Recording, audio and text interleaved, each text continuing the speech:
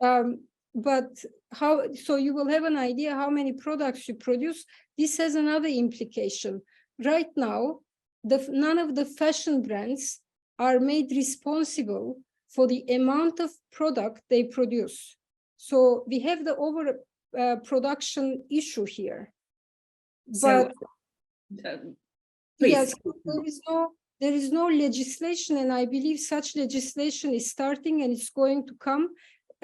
I predict this will happen very soon, where the fashion brands are going to be made responsible for the amount of products they produce and discard.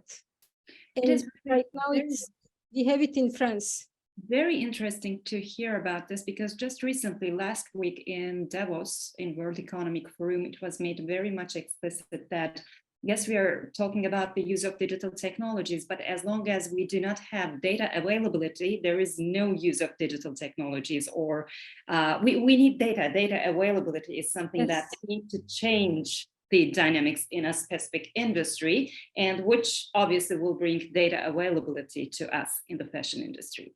Larry, if I can insert a question there, going back to responsibility of the fashion companies. We all know that they're under scrutiny all the time. They're very visible companies, and they're often being criticized. You mentioned unsold merchandise being disposed, burned. Even one of our former doctoral students wrote a paper on that. A couple of them, actually, a couple of doctoral students. Do you think the activist groups and NGOs and social responsibility groups, social movement organizations, are they effective in stimulating, compelling the fashion, especially large fashion companies, to behave? Hugely. They have a huge role to play. But also what I'm noticing right now, also with the rise of social media, there is not a day that goes by. I'm on LinkedIn, and one of the people I follow, journalists, consumers, or just someone who is just a single person by himself or herself, but calls himself or herself activist, they will say, here, Gucci said this, but look what they are doing. And this becomes viral. So there is this, I think this is an incredibly good sign, because previously, just a few years ago, honestly, this is before 2020, 3 years ago, companies will say we are sustainable. They will say we are offsetting our carbon. And a lot of it is PR, or they will say we are using vegan leather. So it means we are sustainable, which, by the way, is not the case. But now consumers are starting to question everything. And I really like that. And I really like that. I'm sure the pandemic has also contributed to that. I mean, the way that we question our lives, the way that we question what we are doing to the planet. So it created a sense of urgency, obviously, which created a shift in the perception of consumers, which is very interesting. You are spot on. In fact, I really noticed, especially with the pandemic and after the pandemic, an absolute boom around the discussion of sustainability and fashion. Prior to that, yes, there was these talks, but never really people holding others accountable or questioning everything. That's so interesting. So if we shift the ground a little bit towards international business, again, in one of your recent posts, you shared a very interesting observation. You mentioned about the rising power and importance of the local, especially with respect to two things: local brands becoming more important and local manufacturing becoming more critical. Can you expand a little bit further on this? So does it mean that we have local brands and local ventures becoming very strong competitors to big brands, or if this new phenomena creates some opportunities for those big established brands as well? How do you observe the rising power of the local? I think, well, I think there is a lot more. First, once again, because of the pandemic, companies realized and even consumers realized the vulnerability of their supply chain. So I know the companies we work with, one thing about my own company, we produce for Italian luxury brands as well. So they used to get many of their products, you will be surprised, but from China. I was actually surprised because I thought everything is coming from Italy because they are Italian top luxury brands. That wasn't the case. But with the pandemic, they actually shifted to local producers. So I'm observing that on the field. I'm just seeing what's happening. That's one reason. Second reason has to do with the fact that consumers, they started to, what I'm seeing is that the consumers are saying, I want something more unique. I want something that is produced locally. And Authentically. yes, authentically, like locally, with more attention to craft, with more attention to craftsmanship. So I'm also seeing a lot more authenticity that the consumers are demanding. And this is why I said that in my post. Okay, that's great. So it has a lot to do with the changing structure of the supply chains and operation models, and also with consumers' perceptions. And maybe I can, right at this point, add that we should not always think of the emergence of the local players or local players getting more and more strong does not necessarily mean that there will be a competition between big established brands and between those local players. Because in several industries, and I'm sure there are several examples in the fashion industry as well, as long as those local players are capable of creating something unique, and as long as they improve their capabilities, they become very important potential partners for big established brands and create opportunities for even those big established brands to penetrate into those local markets. And thanks to those collaborations, actually, I always call this like riding the wave of those big established firms. Those local ventures ride the wave of those big multinationals and thus actually expand their international presence into new markets. So it also, along with that, introduces a lot of opportunities, I'm sure. Completely. Okay. That is maybe something that we should underline at this point. Yeah, Bernard, if you let me follow up a little bit on the dynamic competition between the new entrants, we may call them challengers. Neri, when you were talking about their advantages, their relative respective advantages, they are, in a sense, challengers, aren't they? They challenge the incumbents, the big established companies, and they have certain advantages such as creativity, local flavor, Pinar said authenticity, and reflecting local labor, local ingredients, local history.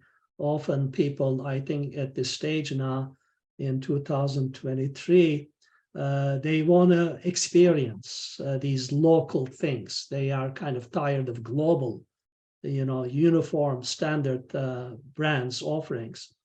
But they have some disadvantages too. Local, small challengers, local challengers, new entrants.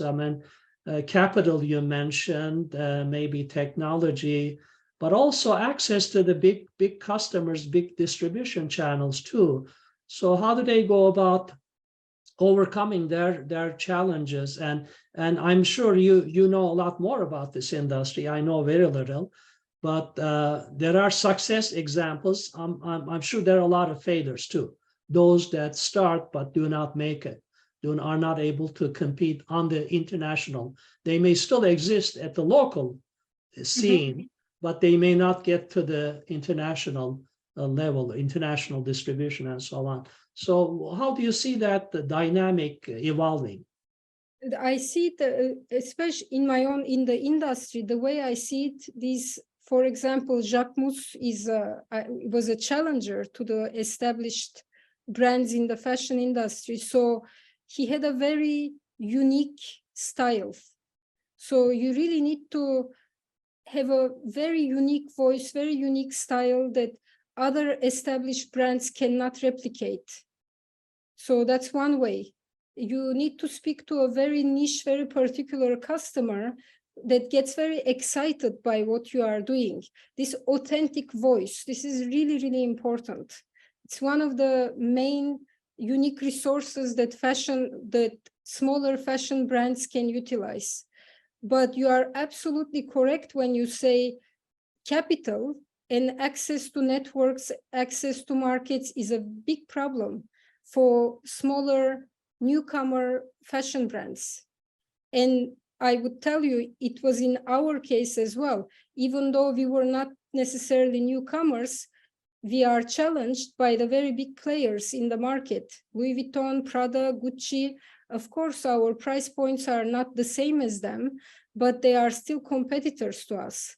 So the way we have overcome it, we have our own very niche market that we serve to. And in the end, we end up collaborating with large players to produce their own products, because we also have our manufacturing capacity, which is a very important resource for us. And other ways that these designers also survive, they do collaborate with established brands by producing a special capsule collection together. So this is the way to survive. Your uniqueness, your authenticity, especially the style that you have. This is important. Yeah, interesting. One of our participants is commenting, possibly saying our large companies have the resources to keep sustainable small business out of business. I mean, I think he's alluding to potential competitive, unfair competition from incumbents and unfriendly to newcomers, new challengers. I mean, do you see that happening? I mean, by blocking distribution channels, is that active? Is that taking place? I wouldn't. Not that I've observed. Not really in the fashion industry. It's more the challenge becomes because they just simply are more established. But it's not a blocking in this way. Yeah, I mean, the brand name, reputation, access to distribution channels, retail channels, and huge advertising budgets and all that. So yeah. Okay, thank you. And maybe I can just add a very, very minor comment to this. And generally, I mean, cross-industry wise, we see that those big established brands more and more are aware of the fact that there's no point in resisting to what is happening there. So instead of resisting, instead of trying to keep them out of their way, they try to find new ways to collaborate with such ventures. And one of the very interesting examples that I have read about was Louis Vuitton, and Louis Vuitton launching an incubation center at that very famous Station F in Paris, for example. And they are making huge investments in startups that they are admitting to that incubation center, because at the end of the day, they are trying to come up with a kind of platform that will support future strategies of Louis Vuitton itself by the collaboration of those very interesting ventures, working in the field of developing alternative materials, haptic technologies, alternative use of several digital technologies. It's a very interesting example how they are transforming their business models instead of hugely resisting to those new ventures. Absolutely. Very, very good example, Pınar. It was interesting. And maybe right at this point, we can continue with what we are observing in terms of the business models. Because again, when we are talking about sustainability and maybe digital technology supporting these sustainability aims or changing what is happening in general in business practices, we also see huge shift in business models, how companies design their business models, how companies reinvent their value propositions. And when we're talking about fashion industry, upcycling, recycling, sharing economy, renting, reselling, and several other examples. So do you think that big established brands are trying to transform their business models? And if so, in which ways do you think that transformation will take place? 100%. You just gave example of Louis Vuitton. This is one way they are transforming their business models. Many of them are, well, the established luxury brands I haven't seen, but resale platforms, repairs they are offering, which, you know, they didn't used to be so vocal about it, but now they are focusing much more on the experience. So Louis Vuitton, Gucci, they have museums that you can visit. Focusing a lot more on experience, on education. I see it a lot with Dior, with LVMH also has the LVMH Academy, I think. Dior at Women. They are much more about service than selling you something. Mm-hmm. Mm-hmm. Another thing that I'm seeing, which is related to digital technologies, is metaverse, NFT.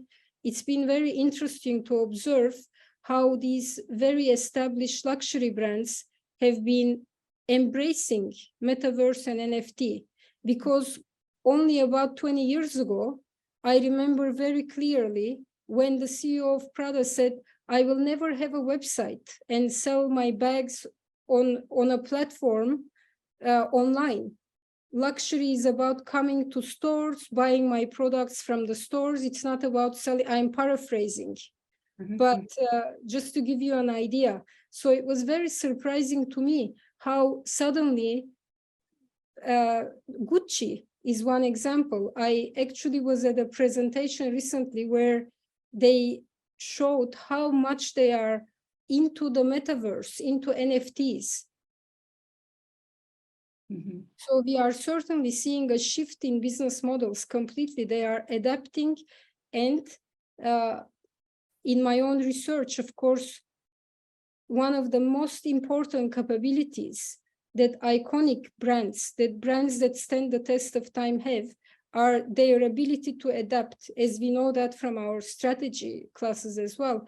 So they are very quick to adapt, and it's been very interesting to observe how they do it. Yeah, one of Pınar and Neri, one of our participants is inquiring about the role of female entrepreneurs, female founders in fashion industry. But in general, we see rising entrepreneurial spirit all over the world, but especially in emerging markets like Turkey and Pınar. You see that in Istanbul, such a busy, crowded place in terms of new business enterprises, not just in fashion, but all aspects. And we know that there are at least half a dozen Turkish companies that are relatively new startups that made it big. They are billion-dollar companies right now, right?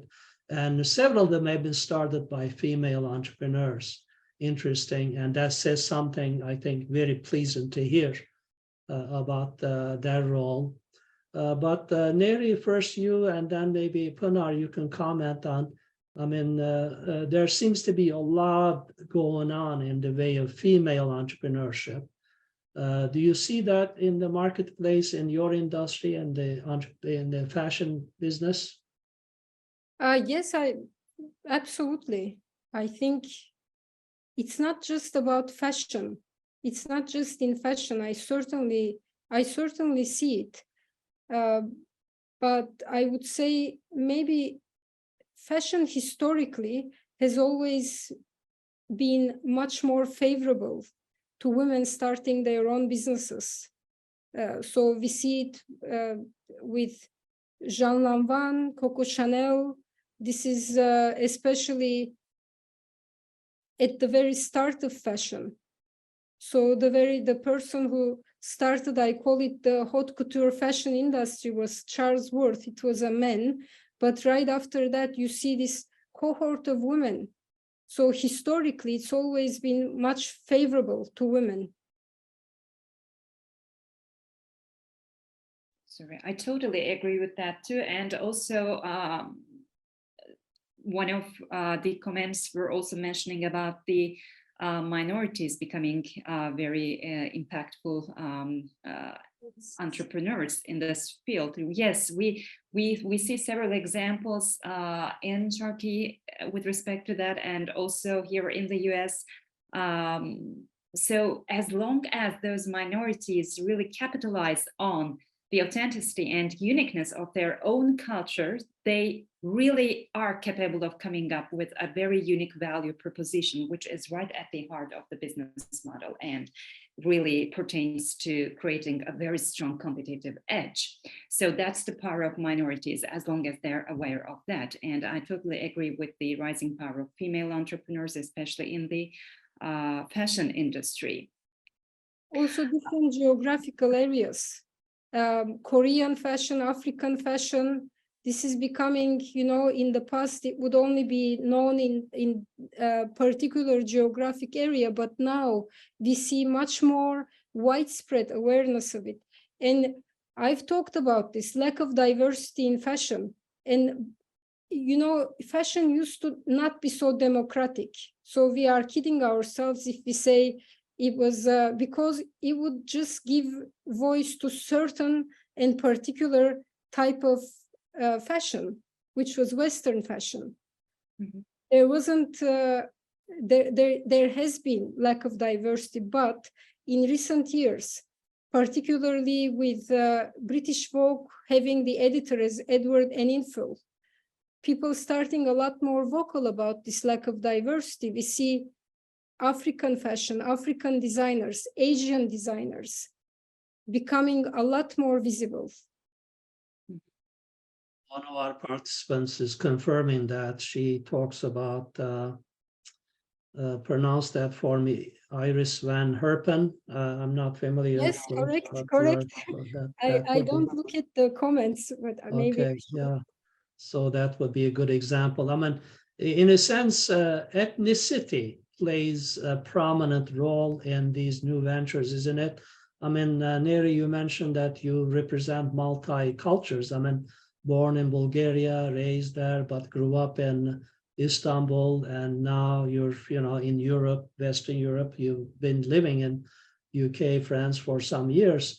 But carrying that ethnic flavor, enriching the offerings, and adding to the novelty and creativity is a big part of, I think, what these new startups offer. Now, I want to turn to a little bit, Pinar, if you allow me, Neri. You are both also educators, and you teach entrepreneurship and fashion business and all that. So most of our participants are faculty, are educators. So the question to both of you is, you know, how do we carry some of this dynamism and exciting developments, whether it's sustainability movement or introducing digital technologies, the new business models, the dynamic competition between incumbents and entrants. I mean, how do you share that with your students? And can you give us some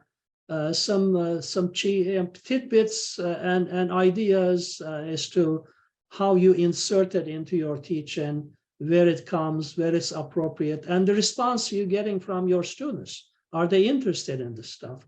Maybe, Pinar, we can start with you. Thank you so much.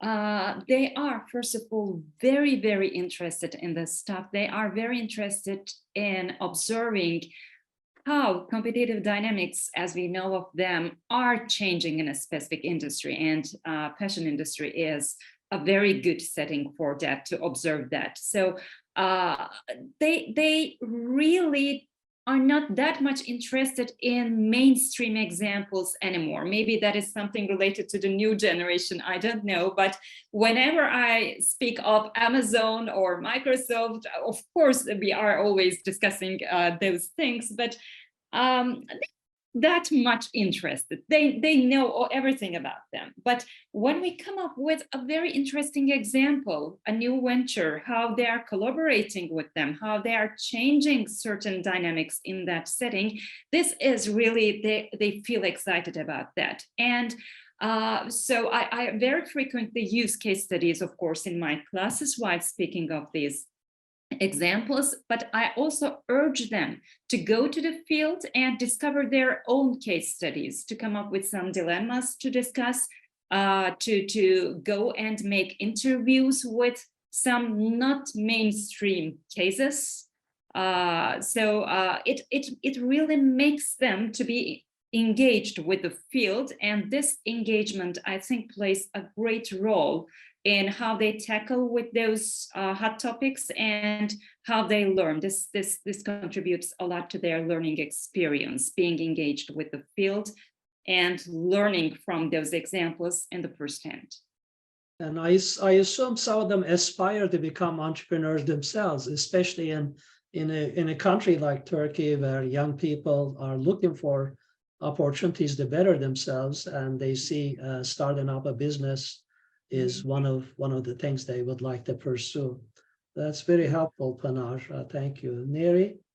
One interesting, I agree with Pınar. I was nodding when you were saying that students they don't want these traditional examples anymore.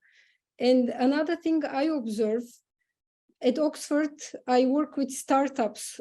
That's one group, and executive MBAs who want to start a business, and third group, entrepreneurship projects.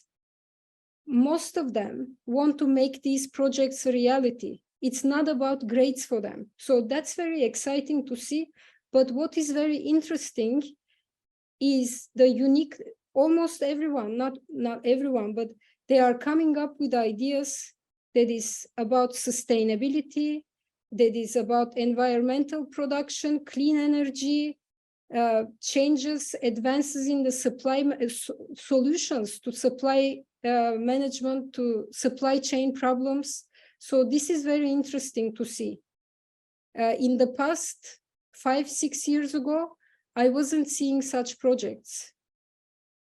So I definitely think the students want that, and they are pushing me particularly and pushing us to become better educators. They would get bored if you use like another examples, like Coca-Cola, for example.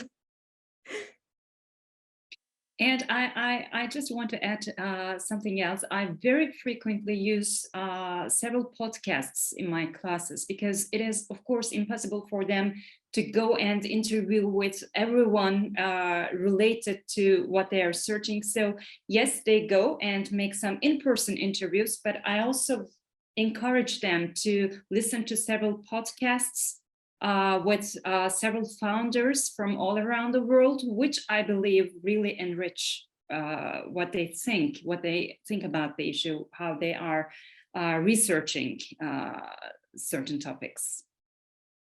Pınar, I find your approach to involving your students in experiential projects like this. Could you say a few more things how you organize that? Obviously, you have the advantage of living in a 20 million person population, inhabitants in Istanbul, lots of new startups, lots of businesses, and you're very networked into the ecosystem, entrepreneurial ecosystem in Istanbul, so you can identify companies and call them up. How do you go about calling up a potential either a player in the ecosystem? Could be a venture capital firm too, right? And you may want to talk more a little bit about that too. But how do you organize your students? How do you grade it? How do you reward their efforts? What kind of report do you do? Do you want from them a written report, a case study? Maybe if you can explain that, we'll get some ideas. Of course, I'd love to do that. First of all, I ask for them, of course, they are working in groups and they're expected to come up with both a term and presentation and a written report. And but they are submitting some interim reports. I mean, I'm not just hearing about their final report or final presentation. They are making some interim submissions where they justify their choice of the company, why they are studying on that specific entrepreneurial venture, and why they are interested in that company. And then they specify some dilemmas that they're observing there, and I want them to explain those dilemmas that they're observing there. And I want to make a very thorough research about that by benefiting from certain reports, etc. And I also encourage them to go and hear firsthand from the founders and from some other members of the company, and then come up with their own recommendations to the company, which I mostly share with the company founders in the end, because it really becomes very interesting for those company founders too, to hear about how students are reflecting to certain problems that they're observing in that company. And of course, I benefit a lot from my connections with science parks from non-governmental organizations, which are very active in Istanbul entrepreneurial ecosystem, like Endeavor, for example, provides huge support. And it is amazing to see how all those organizations, science parks, non-governmental organizations, etc., are doing their best to support student projects. It is very, very important, because I really cannot do this alone on my own without them providing those connections with companies. So I have a huge advantage of resources providing access to those entrepreneurial ventures, actually. Mention Endeavor. I mean, some of our participants may not be familiar. You may want to say more about that. And I know they have a great team in Istanbul. Yes. Yes, Endeavor is a very wide entrepreneurial community and a very, very active non-governmental organization. Actually, it is based in New York, and it is very active in more than 30 countries, one of them being Turkey. And Endeavor Istanbul branch has very strong engagement with students. They are developing and running very comprehensive programs targeting students, and also they're introducing very interesting programs to support international expansion of local ventures in several different industries, but mainly, of course, technology ventures. So students and international expansion are at the very core of Endeavor targets in Istanbul. In the US with CIBERs, we also sponsor a number of case competitions among student teams from different schools competing with each other. So some of our participants may look into some of those case competitions that are held annually as well, and see if they want to send a team of students to those. And Neri, you may have some ideas. We're actually just about to conclude, so maybe we'll ask Neri first, and then Pınar, you some concluding thoughts and suggestions. And Neri, you may want to mention some of the resources. I know you have a number of TEDx talks and podcasts and the book that I mentioned earlier. For those who would like to. I just did two different, two talks on sustainable fashion. And my point in both of the talks was you can have incredible innovation happening in the fashion industry, but until we solve our addiction to overconsumption and overproduction, you can never have sustainable fashion industry. It's a myth. So we will be kidding ourselves if we say fashion industry can be sustainable, because even if you have AI, even if you have these amazing technologies happening, as I gave you the example of Shein, they can be used for doing something bad. for overproducing or at least producing fast fashion, which is not exactly friendly to the environment. I think one thing maybe, and I checked, we have like someone asked about circular fashion, circular business models. I think that's the only thing I forgot to cover and I forgot to say, but it's incredibly important because it's part of the overproduction, overconsumption, and part of our industry. Because I think in my talk, I mentioned this, when governments work well together, NGOs, governments, entrepreneurs, business owners, they get together and it can create real change. Because in Istanbul, we have these, in Turkey, we have these receptacles where you can put your used shoes and clothes, and all that gets turned back into leather. So as a company, we take back all of our used products, all of our used bags. We can either repair them for free or it gets remade back into leather. So that's circular fashion. Nothing gets thrown back into the environment, back into nature. This is really important, and I've been talking to a venture capital firm yesterday. They said to me, they are no longer going to invest in individual companies, but they are going to invest in circular fashion business models that are going to provide solutions for the supply chain issues. So this is really interesting. So I forgot to mention the circular business models. Thank you. That's very important.